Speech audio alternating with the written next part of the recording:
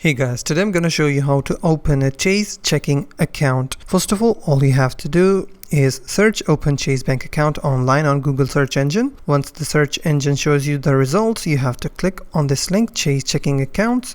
Click on it. Once the website is opened, you have to select the bank account that you want to open. There are three options: total checking, secure banking, and premier plus checking. I will open the total checking account, so I will click on open now.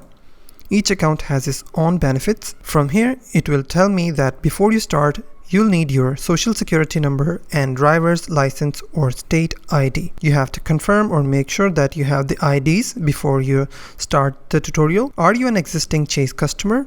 No, I'm not a customer. Get started. From here, I have to put in my first name, middle name, which is optional, and last name. After entering my name, I will click on next. From here, I have to enter my date of birth. From here, I have to enter my email address and my phone number. After that, I will click on next once again. From here, I have to enter my street address, my city, my state, and zip code. And then it will ask me, tell us your citizenship status. Are you a US citizen? I will click yes or no.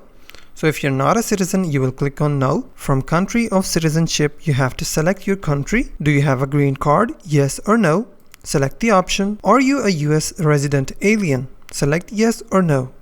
And after that, click on next. Now it will ask me about the social security number. You have to type in the social security number. After that, you have to click on next. It will ask you ID type, driver's license or state ID. After that, you have to click on next. You have to check all the boxes and then click on next once again.